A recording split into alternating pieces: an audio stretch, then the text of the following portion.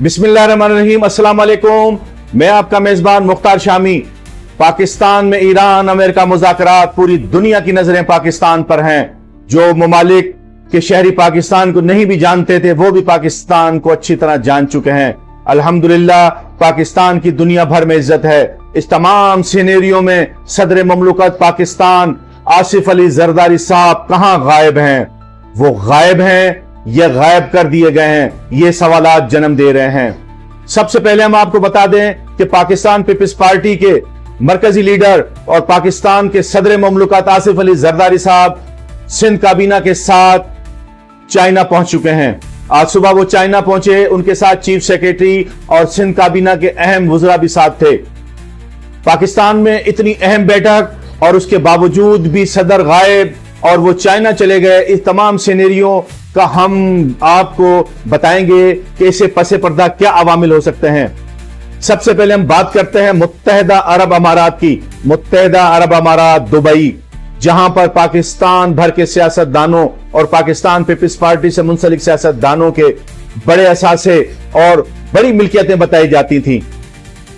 इसी और यूएई जो इस तमाम मुज़ाकरात को सुबुताश करने में लगा हुआ था, और एक रियाज में एक अहम इजलास होता है इस्लामी ममालिक का, जहां पर मुत्तहिदा अरब अमारात यह तजवीज देता है कि किसी तरह भी ईरान को रोका जाए, चाहे उस पर एटम बम मार दिया जाए।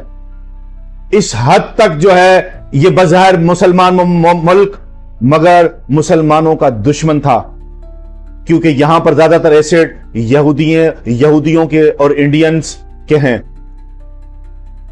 फिर देखा गया, पाकिस्तान की स्टेब्लिशमेंट देखा कि पाकिस्तान पीपल्स पार्टी के मरकजी अहदेदारों के यहां पर मिल्कियतें हैं। ऐसा ना हो कि इस तमाम मुज़ाकरात की कोई लीकेज बाहर जाए या इसे सपोर्टाज करने के लिए कोई साजिश की जाए, तो लिहाजा पीपल्स पार्टी को जो है वो भाई साइड कर दिया गया।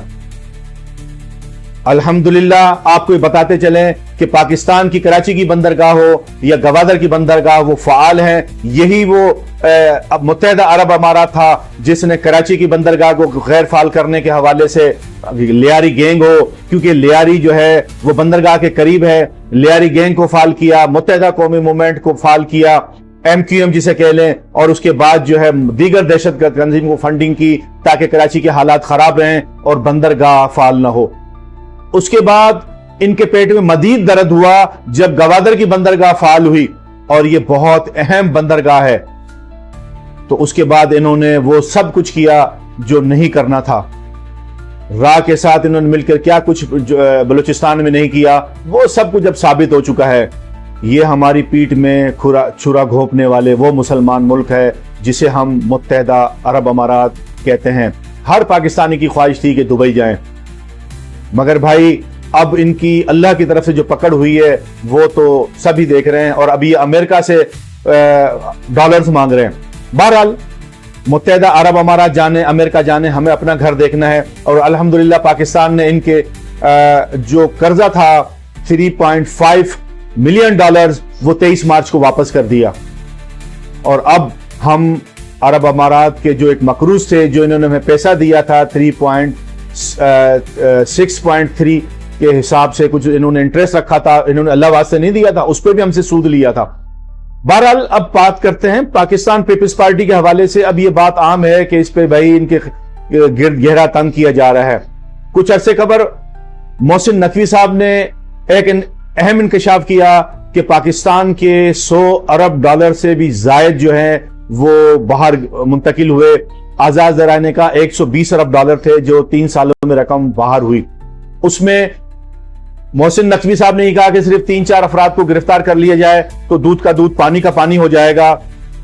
मगर इसमें जरा ये बता रहे हैं कि पाकिस्तान पीपल्स पार्टी के रहनुमाओं के अहम रहनुमा जो हैं उनकी मिल्कियतें बाहर हैं।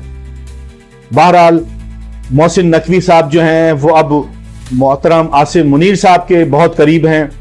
और दूसरा हम आपको बता दें कि अनवर मजीद साहब जो जरदारी साहब के राइट हैंड समझे जाते थे और उन्हें गिरफ्तार कर लिया गया था, और फिर यही क्या किरास आ रही थी कि अब जो है बड़े बड़ों पे हाथ डलेगा। फिर उन्हें रिहा कर दिया गया। इस्टेब्लिशमेंट की जानिब से यह कहा गया कि मुल्क की मफादात के पेश नज़र जो है उन्हें आज़ाद किया गया। اب وہ بھی اسٹیبلشمنٹ کی آنکھ کا تارا بن چکے ہیں۔ رائیاں یہ بھی ہیں کہ آصف علی زرداری صاحب کو 28ویں ترمیم کے بعد جی وہ فارغ کر دیا جا رہا ہے، گراؤنڈ یہ بنایا جا رہا ہے کہ میڈیکل گراؤنڈ ہے، ان کی طبیعت ناساز ہے، لہٰذا وہ اب گھر آرام کریں۔ یہ پاکستان ہے، یہاں بہت کچھ ہو سکتا ہے۔ جی ہاں، یہ پاکستان ہے، سندھ ہے، جہاں کراچی کو جنت کہا جا سکتا ہے۔ وہ کراچی والے دیکھیں کہ کراچی جنت ہے، اور سکھر کو جنت الفردوس قرار دیا جا سکتا ہے۔ جی ہاں، یہ بھی سندھ ہے۔ اگر میرا ویلاگ پسند آئے اسے شیئر کیجئے گا۔ اللہ حافظ۔